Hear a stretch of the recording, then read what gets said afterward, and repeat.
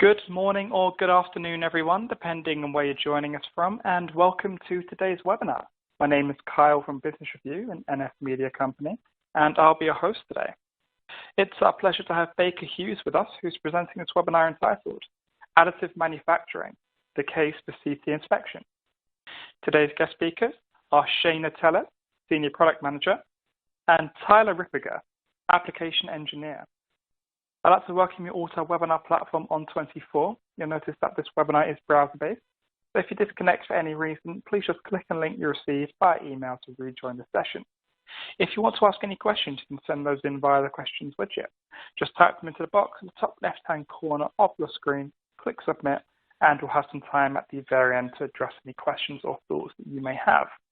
Please use the yellow help widget if you require any assistance, and you can move, resize, and maximize every window in front of you to get a better view of the slides. But for now, please allow me to welcome Shayna Teller. Over to you, Shayna. Yeah.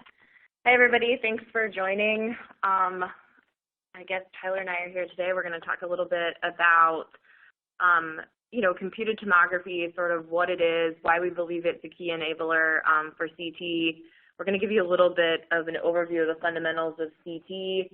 And then we're going to run through some kind of additive applications examples of kind of where we are seeing CT used for additive, and then kind of see where the future is going, where additive manufacturing and CT combination is going, and then make a couple conclusions and give you guys some opportunity for questions at the end. So that is kind of what we're going to do today.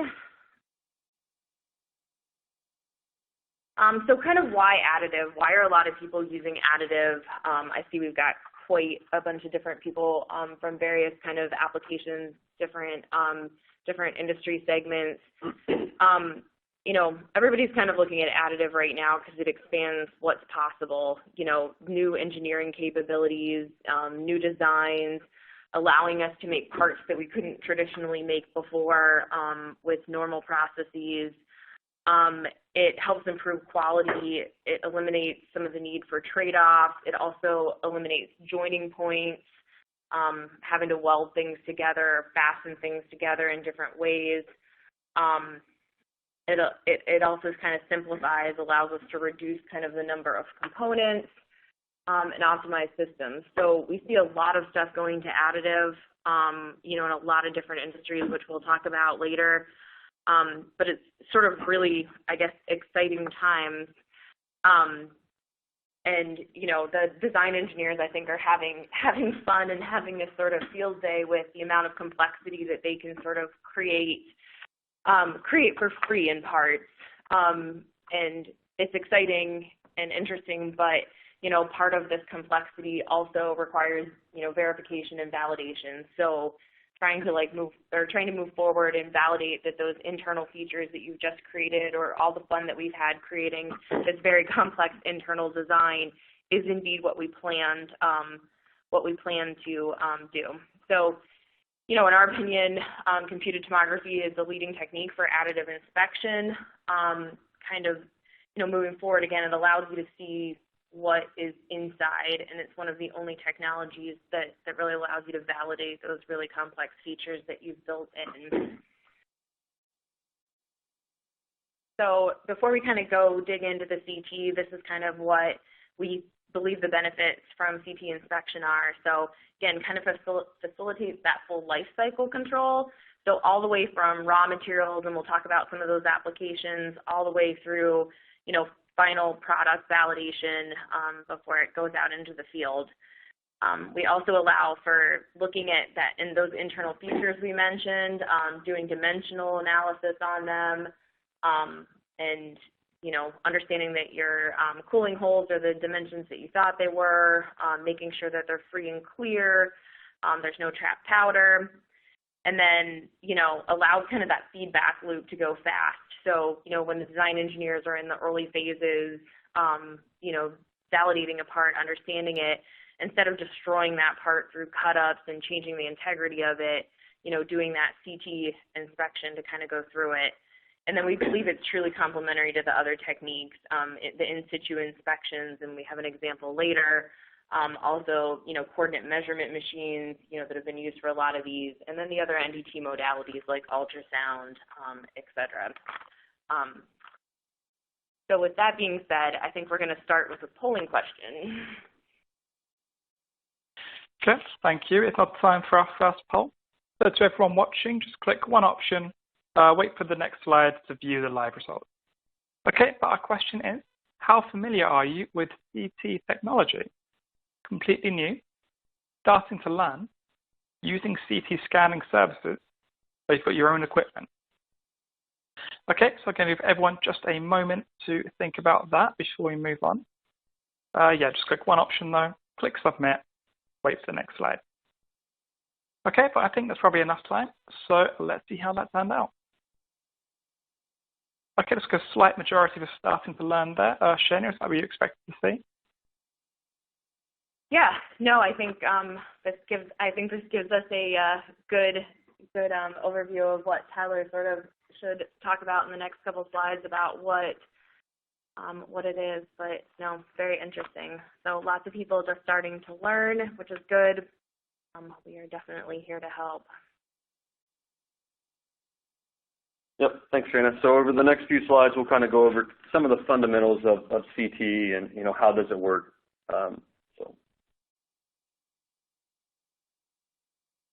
Kyle, can you play the video for us?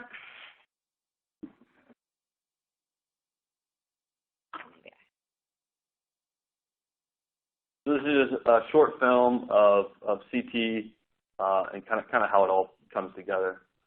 So typically, we'll receive a 2D drawing with locations of the part of what we're trying to look for. That's what we're kind of demonstrating here.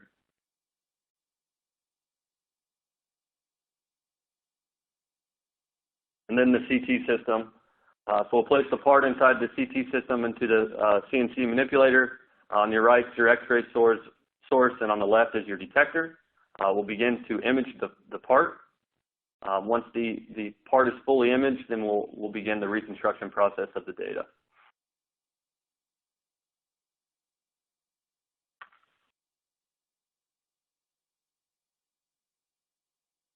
We then will pull up the data within volume graphics, viewing the 3D model, looking at all three different orthogonal views of the data set, and getting a full understanding of what the data looks like.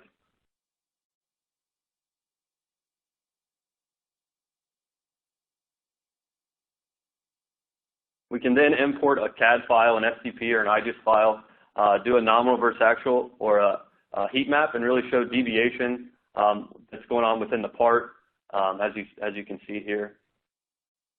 We can really look at one particular area of the part and do a wall thickness measurement, which also provides a heat map. And then what's really common, is a porosity analysis, a distributed porosity analysis, looking for different sized pores within your part and really showing you what's going on within the component.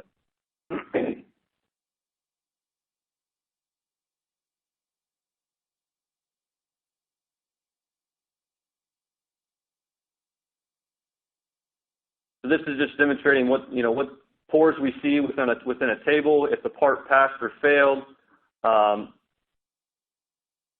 and then where the porosity is located. We can import the CAD, the machine CAD, and say, okay, this piece of porosity is outside the area of interest. We're not concerned with that.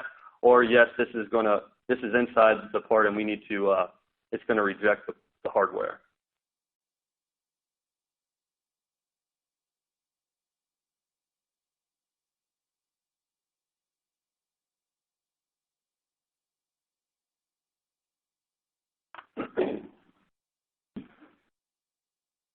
So one of the biggest questions that we get, when dealing with CT is, what resolution can we see, or what size defect are we able to locate? And that's a pretty loaded question on our end, and there's a lot that goes into that question. I guess first of all, it's what size part are we dealing with? What's the material of the part? Are we dealing with Inconel, cobalt chrome, more dense materials? That's going to really affect some of the defects that we can locate. Or are we dealing with a composite or aluminum object that's smaller in size?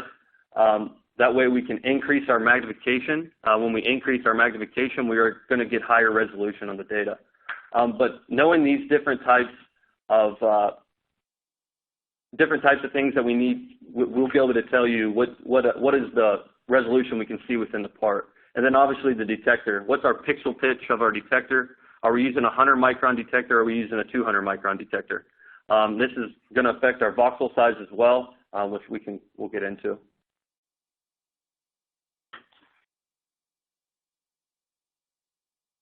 So this image kind of shows, resolution achievable at different scales. At 150 micron voxel size with a micro focus tube, we can see some macro porosity and get a full metrology or dimensional data set with this component. We can also increase to a 30 micron voxel size with micro focus and get micro porosity on this aluminum casting. It's still, if that's not enough and we need higher resolution, we can break this part into subsection components, focusing on one area of the component, get our voxel dimension down to 5 to 10 microns in voxel size, using a micro focus X-ray tube, and get a more detailed analysis of the micro pores.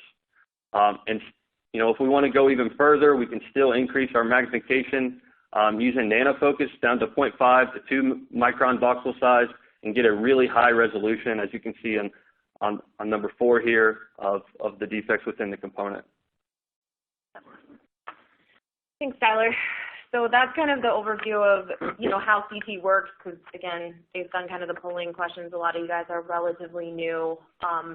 There's also a lot more that we can do to kind of help with some of, CT education and kind of what can move forward. But that's kind of the overview, gives you a high-level view of how it works and, what we can do, what we can see. And if anybody asks a question at the end, what resolution can you see, you can fully expect to get the answer, it depends, which is hopefully some explanation behind it based on your component. So if you ask that question, give us a little bit of details about what you're looking at. Okay, so now we're going to go into some of these additive applications. So I think just looking at, the attendees kind of this, you represent a lot of different industries, and there's a lot of different industries, that are seeking kind of to capitalize on the benefits of additive. So we definitely see a lot in the automotive space, with some key engine components, structural components, safety-related stuff with braking, especially when you go into some of the specialty vehicles. The opportunities with additive are immense. Aircraft, we see a lot of stuff on aircraft, commercial aircraft and space.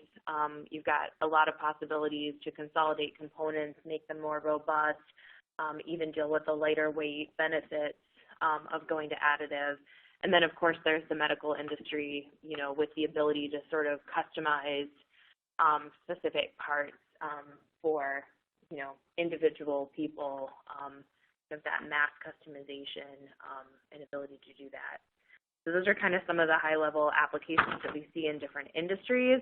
I'm going to give you a little case study, and then I'm going to turn back over to Tyler, and he's going to walk you through some of the applications he sort of does on a day-to-day basis.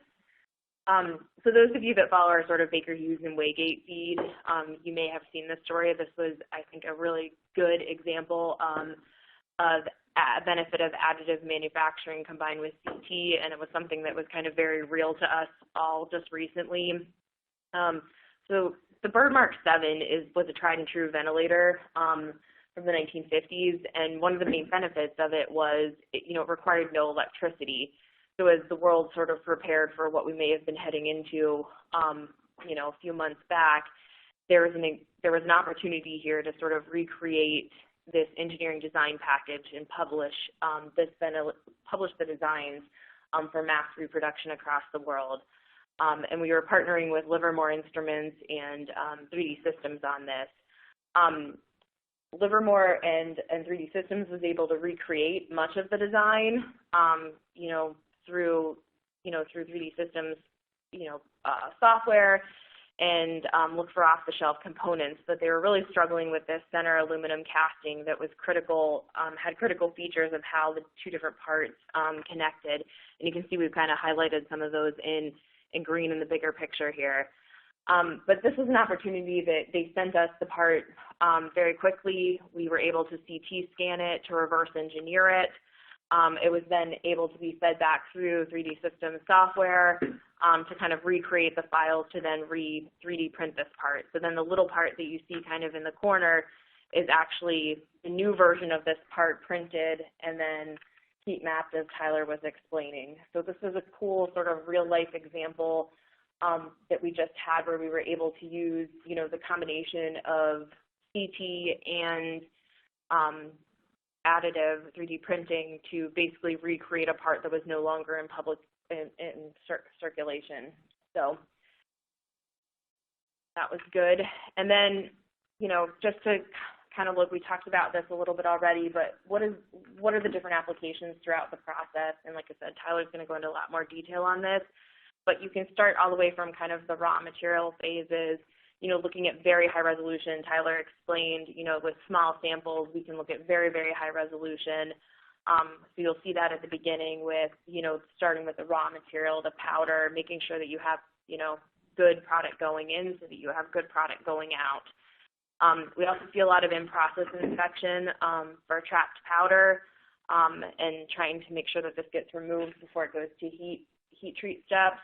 And then in final inspection, you know, Tyler sort of gave a good overview of what CT can do, what kinds of things that we can see with the CAD overlays, measurement control, and porosity. So he's going to go through a lot of kind of very part-specific examples, hopefully give you kind of an idea of what things is possible. And kind of working, you know, with different things, we've figured out that CT can help improve that design cycle and optimize like the build quality by going through that loop very quickly and getting information quickly and get it back to the design engineers on the quality of their build.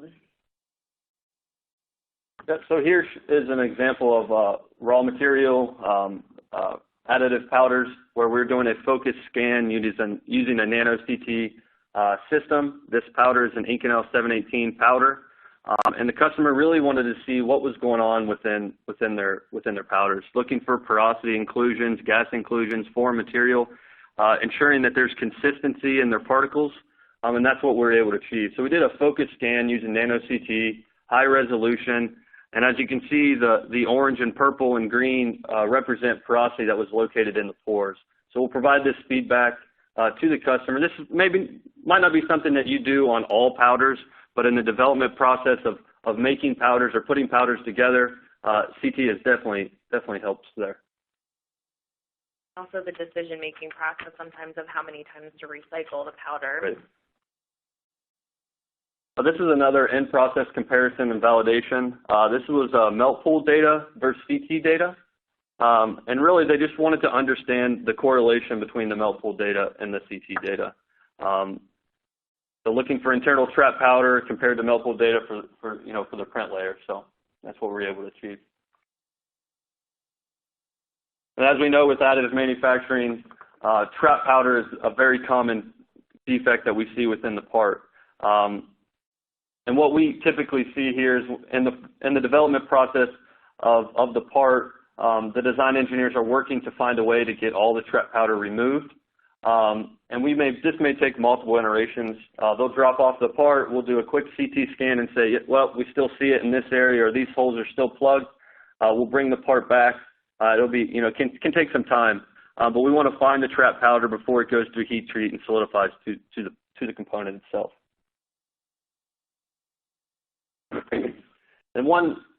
And another in process is design optimization. So on the left here, you have a CAD model of what the design engineer designed, and then on the right, you have the CT data with a heat map or a CAD comparison versus as built. So we're really just showing the deviation between what the design engineer has designed with his CAD model versus what it actually looks like with the CT data, and then really understanding the difference before this goes into production. So this is the same part that we just seen on the previous slide, and as you know, these components, additive components, are very complex. So we're able to remove the top exterior material from the part and really focus on the internal geometry, internal channels of the component, and provide another heat map and really show them, what's going on within the component. You know, we can also evaluate for, you know, porosity within the part.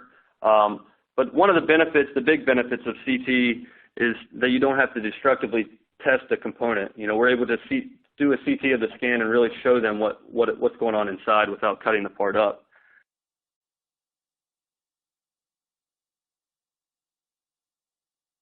So this is kind of final part to design variation. So this is, you know, after the design engineers have optimized their process, and this is now implemented into production, we can really, you know, scan the part and then do the analysis at the end, you know, a CAD versus CT, and really show what's going on with the part. This can be done on every single component. This can be an automated process. For this image, you have on the left your manifold design, and then on the right your CT data with the CAD overlay on top of the part. And then for this, we also provided a clipping plane on the right image where we cut away some of the part to really show what was going on within the data set. And this is to really just show the design engineers that they're consistent throughout the entire part, not just the exterior wall of the component. This is another a part to design variation. So as you can see, the green mean nominal that we're consistent, the part is consistent, and then the red meaning that they're out of tolerance. So this can be done at the end for every single part, or, you know, during the development process as well. So part-to-part variation, you know, a lot of these parts are printed on different systems, different 3D printers. So understanding that each system is consistent and repeatable is critical. So what we did here is we have one component on one system and another component on another system that's printing the same part. We overlaid these parts on top of each other, and then provided kind of a tolerance of XYZ dimensions of what's going on with the nominal versus actual, and then the tolerance in those areas to really see if the printers are repeatable, or if they have some issues between each printer.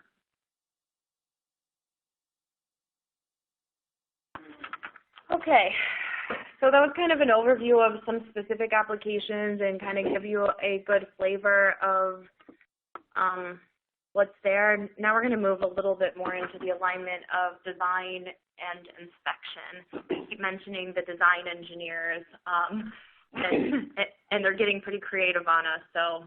Yep. So design for inspectability. You know, as we know, these parts are very complex. Their internal geometries are very complicated.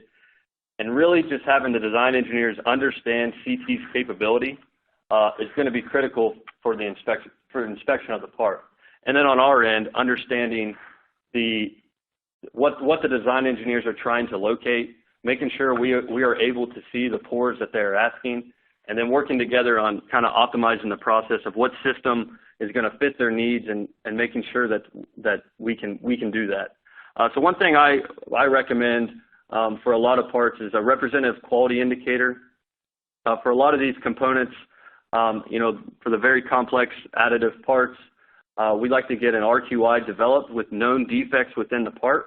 For instance, if the design engineers are wanting to see a 10 or 15 thou pore within the part, either manufacturing this size pore within the part or have a known part with these known defects. And that way we can optimize our scan to really show you that we can meet your needs, or that we have to kind of develop a different scan or a different technique.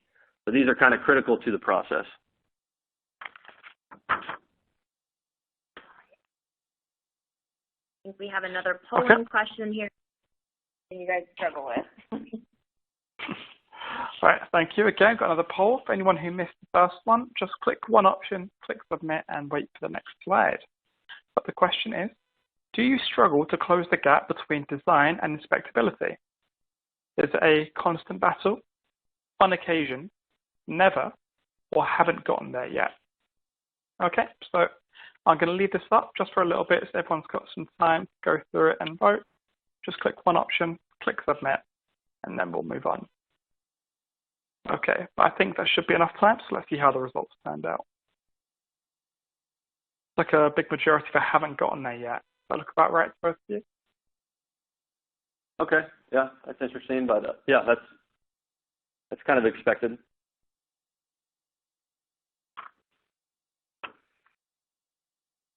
So as additive manufacturing and CT move kind of rapidly here, we are in need of guidance and standards for the processes. So ASTM is really working hard on guides for non-destructive testing of metal additively manufacturing aerospace parts after build. And this is just a general table that's out of this standard that kind of shows flaw types that are very common within additive manufacturing, a description of each one of these, and then what NDT modality is going to best fit the needs to locate these defects. So as we continue to grow, as we continue to move along, standards are going to become needed more and more, for sure.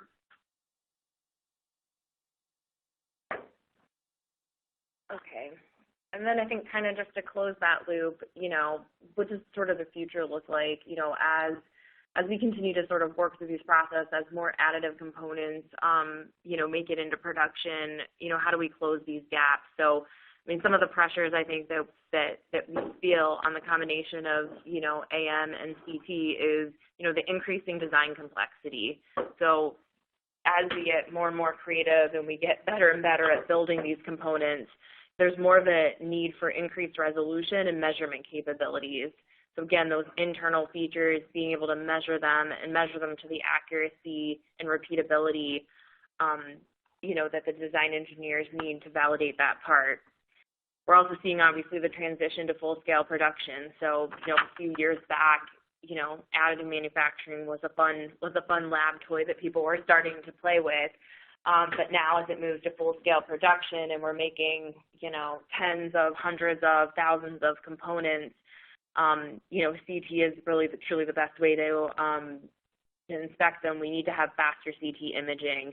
We have to have production-ready user interfaces. So we've got to be able to provide, user-level tools for that repeatability in some of those inspections that Tyler showed earlier. Also, kind of the introduction of safety-critical components. So as additive is being made on some of those brake components that we talked about in automotive, or, engine components on the aircraft side, again, increased inspection needs. We also need to maintain that data and the retention for years as, we start to understand additive technology. We understand the effects that it has after it's been fielded for, 5 years, 10 years, after it's been out in the field for a while, to be able to go back to those original data sets and kind of understand what the as-built situation looked like, maybe versus what the data set now looks like after it's been in operation for 3 years, and compare that back. Larger build envelopes. So as the footprint of the printers get bigger and bigger, it's also putting, more pressure on the CT solutions to be larger footprint and higher energy. So Tyler talked about it a little bit in the overview, but, we, depending on what kind of material you're using, if it's aluminum or something much more dense like Inconel or a cobalt, we need more energy from X-ray to penetrate it, and standard systems that exist in the industry weren't getting us there. And also the mainstream adoption, which I think, the polling questions were fantastic and sort of confirming this. Industry education, how do we get people access to this technology and, get the design engineers access to CT, understand what it can do so that we continue to educate them and understand, again, what's possible from a validation and verification perspective. Kind of give you a little bit of an overview of some of the things that we've been doing here on the Waygate Baker Hughes side to address some of those challenges. And obviously we need to continue to work with the industry because every time we get a little closer to meeting the goal, the bar gets moved by the design engineers a little bit further with more creativity. So one of the things, for those of you who are familiar with our technology, inspection speed was a big concern. And a couple years ago, we came out with scatter correct technology, which allowed us to use, a bigger area of a scan at a time by addressing the scatter through a scatter grid with software tool. So this reduced scan times, for instance, in certain parts from 55 minutes to 8 minutes. So the scatter correct technology is really a big component, especially when you're dealing with the high density materials.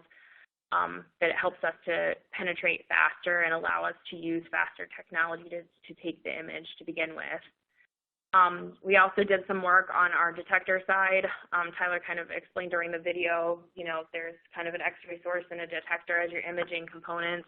So increasing that detector sensitivity, therefore increasing the speed of which you can acquire that image to kind of address, again, those needs to this going to full rate production. We also looked at a high flux target to increase the flux density of our X-ray tubes so that you're getting more energy, more penetration power in a shorter amount of time for certain systems. We also, kind of continuously talk about measurement and resolution and the need to measure things. Again, how do you make that sort of more production friendly? How do you make sure that that your results are repeatable and accurate? So we've done some work with creating some metrology tools and also a phantom. Tyler talked a little bit about the RQIs and his recommendation there. This is kind of a RQI for a system check to make sure that those measurements are accurate and something that can be run. Education, we've got an inspection academy. We've got customer solution centers across the world that are represented in most regions. Good opportunity to sort of bring the teams in, come visit, understand more about, put your hands on a CT system, bring some parts, bring some samples, attend some classes either online or in person at one of these CSCs. And then finally, we talked about these parts getting bigger and bigger and the build plates getting bigger and bigger and the envelopes. High energy CT, so typical CT in the industry, in the industrial industry, goes up to 450 kV, and we recognized that wasn't going to be enough moving forward into a lot of these additive components of the denser materials. So we also embarked on a journey to go to a 9 MeV system, and we're kind of in the final phases of completing that construction and the development of that system at our Cincinnati facility to kind of look at those larger metal additive components. So those are kind of some of the things that we've started to do to kind of address this industry. And of course, there's always work to do. And like I said, as soon as we develop one thing, we get the next thing thrown at us. So it's a good challenge and a good challenge to keep up with you guys. Kind of do some takeaways or some conclusions before we move to questions. Again, computed tomography is kind of the leading technique for additive validation and inspection. Tyler showed you that chart of the ASTM working group, and CT was kind of the reoccurring theme on all of those line items for all of those defect types. It kind of allows you to see it all and see it internally. CT is already being utilized for a wide range of applications. Tyler walked you through some of those applications. It's able to meet the needs for contrast, resolution, and speed in many applications already. Like I said, keep moving that bar. We'll keep doing our best to keep up with it. And then collaboration of sort of design and inspection is super critical. The adoption of AM components in the industry to be able to really validate these components that are being made. And again, we're sort of happy to help with that journey. One of the reasons why we've created all these customer solution center. And then finally, as Tyler mentioned, the creation of standards really must continue, and we must all sort of do our part to help educate and guide the industry, in a direction. Just kind of the key takeaway here is, look, continued CD development is going to be needed to grow with the expanding AM market, and we understand that, and we're sort of here to follow on that journey with you guys and help you along the way. So I think, Kyle, we may turn over to questions now. Okay, thank you very much. It's now time for the Q&A. So for anyone who missed it, to take part, just type your question into the box in the top left-hand corner of your screen and wait to hear if your question is read out now. I've had quite a few come in over the presentation, so I'm just going to get started with. On average, how long does it take to scan a small part, approximately 20 centimeters by 20 centimeters, on a Vitomax equipment? 10 minutes or an hour? I mean, it really depends on the material of the part and then what you're trying to see. I mean, we can get a scan in 15 minutes if we're just looking for large pores within the part. But if we're wanting to see some smaller porosity or get some data for metrology, we may have to increase the scan time to reduce the scatter within the part. So it really just depends on what is needed and what you're trying to see. Okay, thank you. I've got another question here asking, what can you do when a polymeric component has small additions of copper and you are looking for shrinkage or cavities? The copper adds a noise in the image. Yeah, so as Shana mentioned, we have scatter correct technology that will help reduce scatter within the part. So parts that are multi-material, we do see that quite a bit from a polymer standpoint with metal leading edges that may be Inconel, that may be copper.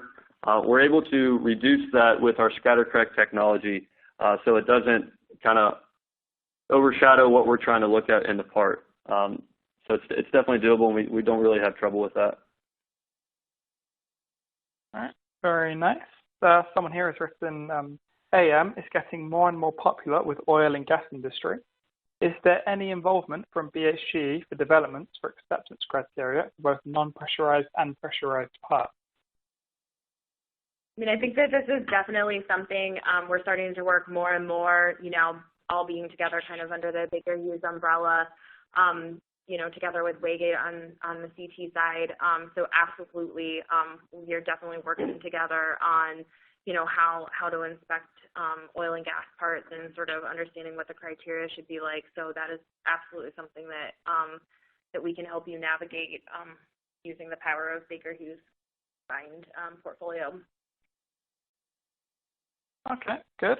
Another question saying, Tyler or Shana, you see castings and forgings being able to be inspected in high volume using CT? Absolutely.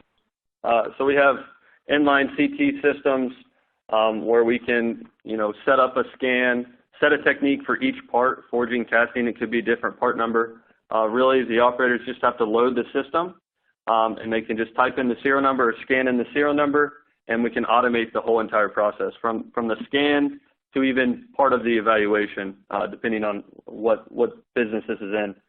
So this forgings, castings, and even additive parts, we're really starting to see this in the production world.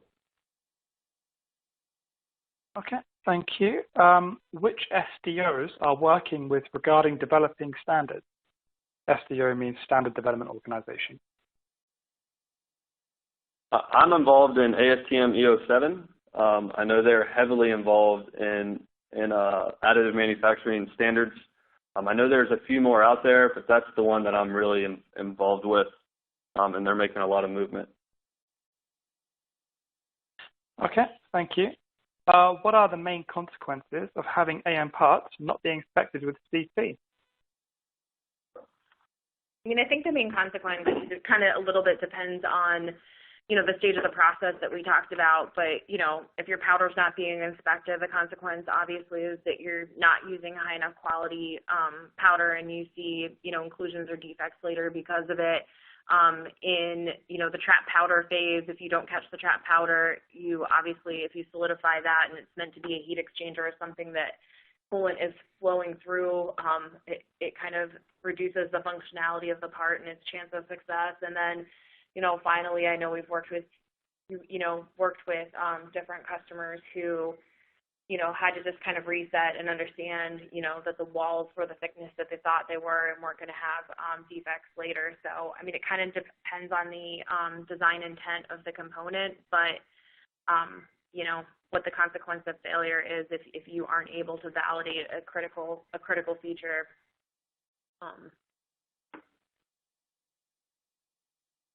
Okay, very good. We have a question here asking, what developments are you making with regards to additive inspection, and what developments are on the horizon for 2021 and beyond? So I think, that was a little bit of kind of some of the stuff that we went through at the end. We sort of recognized that some of the key drivers for additive manufacturing to be successful is to have, CT as a partner and have CT, able to inspect quickly at the right resolution. So that's where we continue to sort of develop things like our scatter correct, like making our X-ray tubes, our detectors sort of faster, improving the repeatability of our measurements, moving to that high energy. But this is why, we also get excited to work with all of you guys and see the challenges and see what's coming next, so that we continue to work sort of on our product roadmaps to match the challenges that you guys see in the future as well. Okay, cool. We've got another question asking, could you provide penetration limit based on material in your AM studies? Yeah, we have a chart that we absolutely can provide that kind of lays out for each system really, and then material-wise what we're able to penetrate that we can definitely provide. Okay, well, very nice. I think that's all the time we're going to have for today, unfortunately, which just leaves a big thanks to both presenters. It was a great presentation. And of course, to Baker Hughes for sponsoring this session. To everyone watching, if you did want to follow up with anything about today's webinar, there is a blue Contact Us box at the bottom of your screen, which has got a little email in it. And feel free to get in contact through there when watching now or when watching on demand tomorrow. Okay, and tomorrow you will be receiving a link which will take you to the on-demand version, so keep an eye out for that. Or you can always watch it through our website, which is www.business-review-webinars.com. We look forward to sharing further webinars with you, so please do keep an eye on the website just mentioned. And follow us on Twitter at BLWebinars for daily updates, and join our LinkedIn group, Business Review Webinars. Thank you all once again, and I hope everyone enjoys the rest of their day.